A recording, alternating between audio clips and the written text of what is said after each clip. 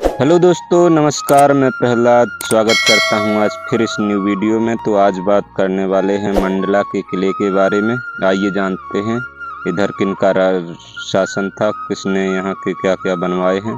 तो आइए जानते हैं मंडला के इतिहास के बारे में।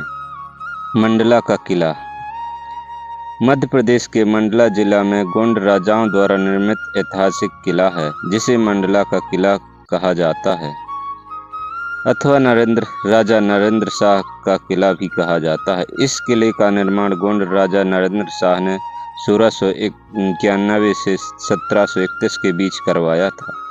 मंडला का किला पवित्र नर्मदा नदी और बंजर नदी के संगम स्थल के पास स्थित है। मां नर्मदा की अथाह जलराशि इस किले को 3 दिशाओं से सुरक्षा प्रदान करती है और किले की चौथी दिशा में एक गहरी खाई खुदवाई गई थी, जिसके दोनों छोर नर्मदा नदी में मिले थे। इस खाई में सदा नर्मदा का जल बहता रहता था।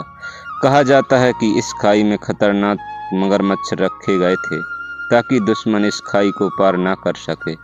वर्तमान समय में खाई एक नाले में तब्दील हो गई है और किले के अधिकांश हिस्से पर लोगों ने अतिक्रमण कर लिया है।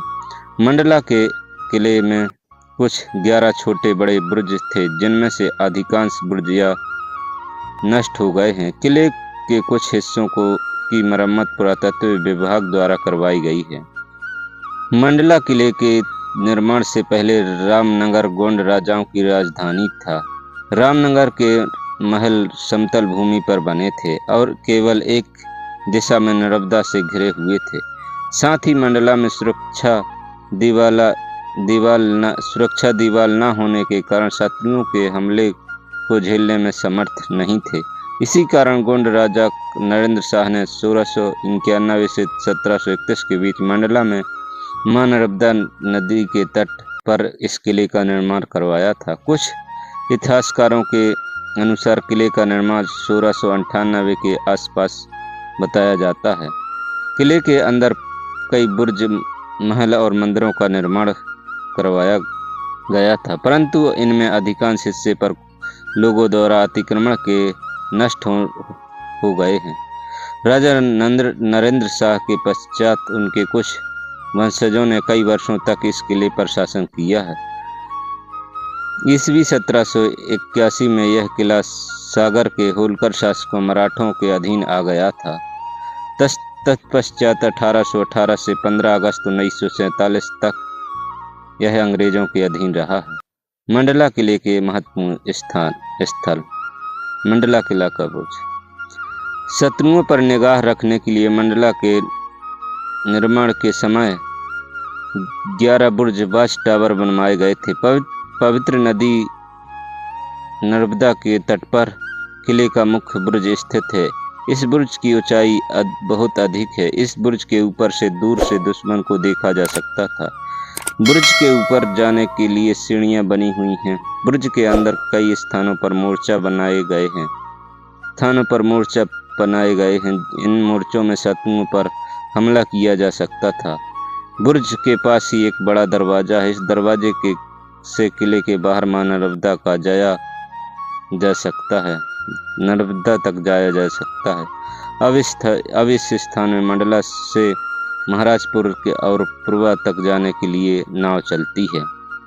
माता राजराजेश्वरी का मंदिर।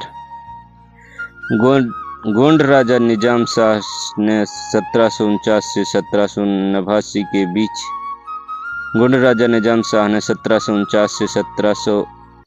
के बीच मंडला के किले अपनी कुलदेवी माता राजराजेश्वरी का मंदिर बनवाया।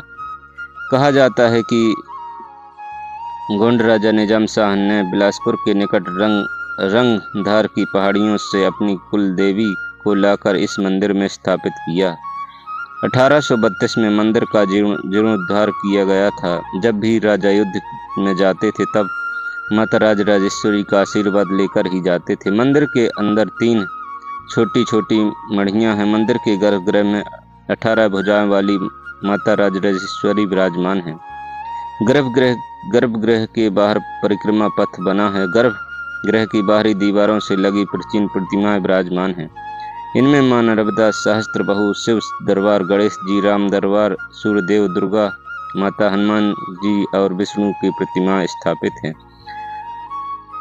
मंदिर का शिखर गुंबदकार है। इस मंदिर में सभी जातियों के लोग भी बड़े ही आदर पूर्वक मनोकामना मांगने के लिए आते जाते रहते हैं।